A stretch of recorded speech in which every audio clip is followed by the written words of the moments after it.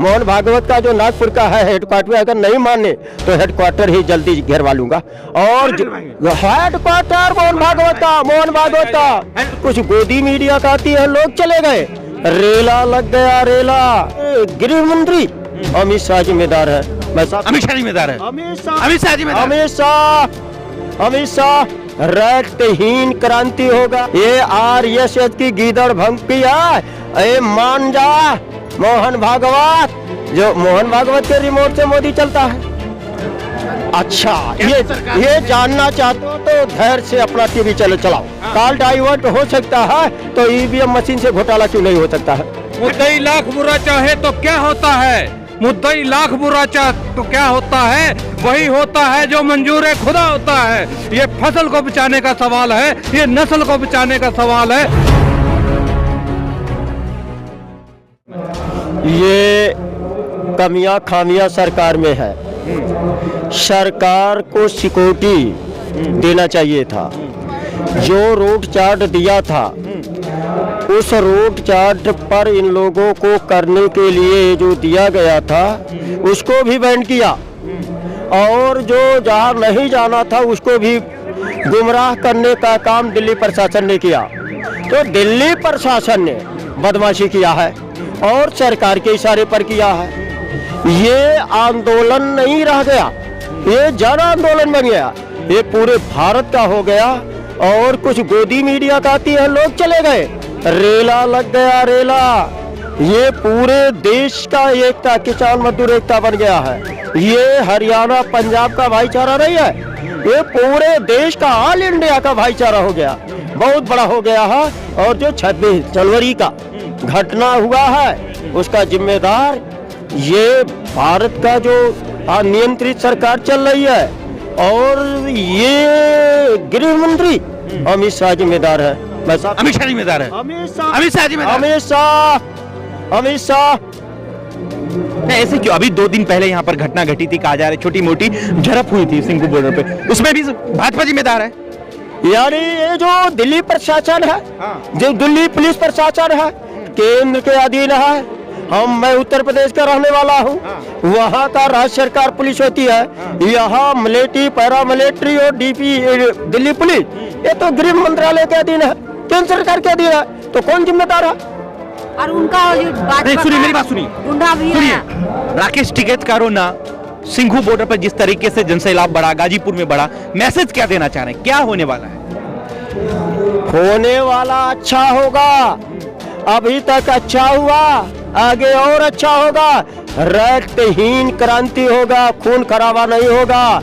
ये आरएसएस की गीदड़ भंकी है। मान जा मोहन भागवत, जो मोहन भागवत के रिमोट से मोदी चलता है, रिमोट से चलता, मोहन भागवत के रिमोट से, सोनिया गांधी के रिमोट से मोहन भागवत चलता है। आरएसएस कांग्रेस की अम्मा है, कांग्रेस आरएसएस की अम्मा है, और नायिका सोनिया गांधी है। तो ये जो छुपी लुपी का खेल है ये खत्म होने वाला है। लुपा छिपी का खेल? अरे कांग्रेस भाजपा यूपीए एनडीए ठहरा दिया। देखो, इंदिरा गांधी के 2 बेटे, इंदिरा गांधी तो आज नहीं है, उसके दोनों बेटे भी नहीं है, दोनों बहुएं हैं। एक मेनका गांधी भाजपा में है, सोनिया गांधी कांग्रेस में है।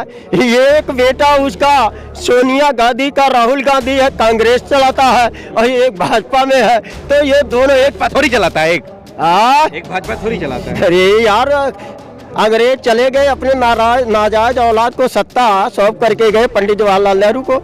उन्हीं की बेटी इंदिरा गांधी थी, उन्हीं के यहाँ ये दोनों लोग मिलकर के चला रहे हैं। और ईवीएम का अगर देखो, नहीं आपको शिकायत किससे, इससे बताइए ना, शिकायत किससे आप? अच्छा, ये जानना चाहते हो तो धैर्य से अपना टीवी चैनल चलाओ। देखो, भारत 2 दलीय सिस्टम का लोकतंत्र भारत है, दुनिया का सबसे प्यारा लोकतंत्र भारत है, भारत इंडिया। ये 543 राज्य लोकसभा में 543 लोकसभा के सदस्य 3 जून 2020 को काला कानून लाने का अध्यादेश के लिए बिल रखे। 5 जून को अध्यादेश पास हो गया। ये अध्यादेश काला कानून के रूप में ये सर्वोच्च सदन राज्यसभा में रखे बगैर नहीं पास होता है। अध्यादेश तो एनडीए की बहुमत की सरकार थी, 303 भाजपा है और एनडीए मिलाकर के 400 से ऊपर है। तो लोकसभा में अध्यादेश पास हुआ, ये समझ में आता है, मगर राज्यसभा दो जहां ये जो अध्यादेश रखा गया लास्ट सितंबर माह में, और 245 उस समय राज्यसभा के सदस्य थे। राज्यसभा के सदस्यों की संख्या 245 थी। यूपीए घटक के 125 थे, एनडीए घटक के 115 थे, 5 निर्दल थे, और कानून बनाने के लिए 123 सदस्य चाहिए था। अगर थोड़ा देर के लिए मान लो ये निर्दल वाले एनडीए को अपना समर्थन दे दें तो 120 होता है। 120 से कानून नहीं बनता।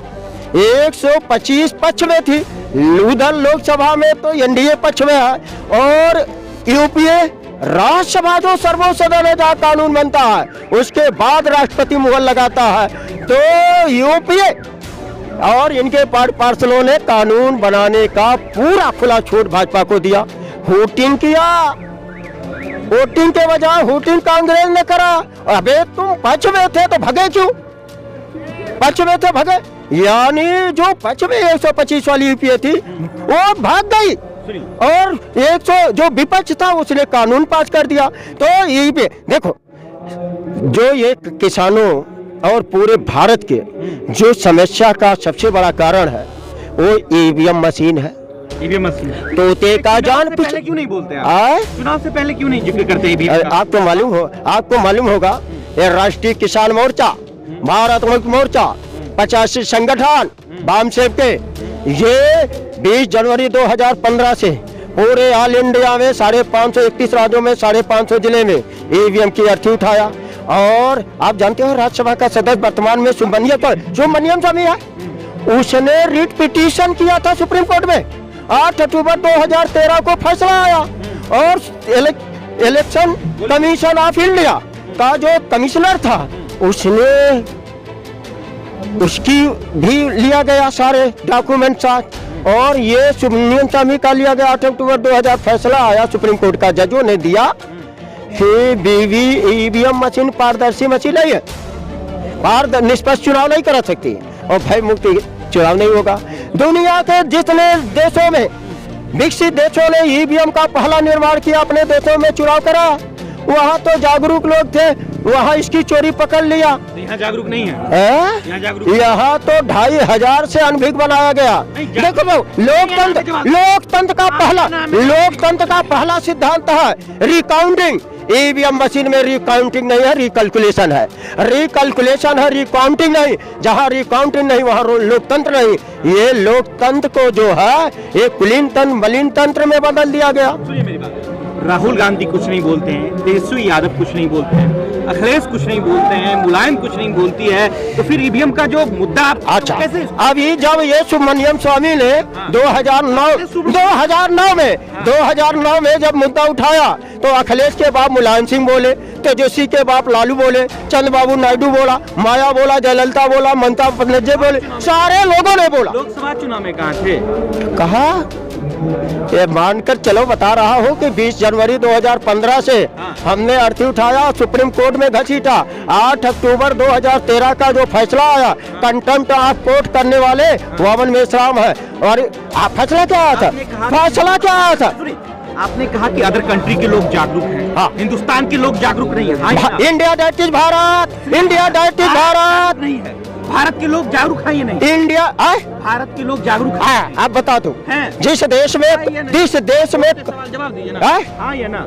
अभी यहाँ जो है ये सामाजिक जागृति नहीं है। शिक्षित तो हो गए, सामाजिक जागृति नहीं। एक को कबूतर पढ़ाया जाता है, एक को कंप्यूटर पढ़ाया जाता है। कंप्यूटर मशीन, ये जो इलेक्ट्रॉनिक वोटिंग मशीन है, ये इलेक्ट्रॉनिक एक उपभोग की वस्तु है। जैसे मोबाइल है, मोबाइल, ये मोबाइल में कॉल डिबेट होता है, कॉल डाइवर्ट होता, कॉल डिबेट नहीं, सॉरी, कॉल डाइवर्ट हो सकता है, तो ईवीएम मशीन से घोटाला क्यों नहीं हो सकता है? हो सकता है। मेरी बात सुनिए, अब क्या किसान का जो बिल है आगे क्या होगा? ये आगे वही होगा, ये किसानों का राज आएगा। हम धरती माता को बचाएंगे और फसलों को बचाएंगे, नस्लों को बचाएंगे। ये नस्ली लड़ाई हो गया। आप जान लो, धरती माता को बचाने का ये नस्ल की लड़ाई होगी। हाँ, भूमि फसल नस्ल तीनों जुड़ गया है। तीनों जुड़ गए। तीनों, ये भूमि बचाने का, फसलें बचाने का, नस्लें बचाने की लड़ाई, ये जन आंदोलन हो गया। ये गवर्नमेंट फसल नस्ल की जो बात करें उसको बचाना नहीं चाहती, हाँ, उसको बचाना नहीं चाहती। ये जो काम कांग्रेस ने किया, स्लो पॉइजन दे करके मारने का 56 साल तक काम किया, ये डायनोमिक सिस्टम से भाजपा कर रहा है। जब ये कांग्रेस सत्ता में थी, आरएसएस का मदद करती थी, संरक्षण देती थी। आज भाजपा सत्ता में है, आरएसएस है। मोहन भागवत का जो नागपुर का है हेडक्वार्टर, अगर नहीं माने तो हेडक्वार्टर ही जल्दी घेरवा लूंगा। और हेडक्वार्टर मोहन भागवत का मुद्दई लाख बुरा चाहे तो क्या होता है, मुद्दई लाख बुरा चाहे तो क्या होता है, वही होता है जो मंजूर खुदा होता है। ये फसल को बचाने का सवाल है, ये नस्ल को बचाने का सवाल है, ये भूमि को बचाने का या नहीं हो सकता। सब संभव है देश में। एक अल्लाह बता देता हूँ, हम गौतम बुद्ध के वंशज हैं, हम वीर शिवाजी के वंशज हैं, हम फुले जी के वंशज हैं, हम साहू जी महाराज के, हम अम्बेडकर के हैं, पेरियार ललई सिंह यादव, और जानते हो गुरु नानक, गुरु तेग बहादुर, संत कबीर दास, रविदास दास, ये जितने भी हैं, ये भारतीय लोगों के हम वंशज हैं। जान रहे हो ना। बहुत शुक्रिया, थैंक यू सो मच।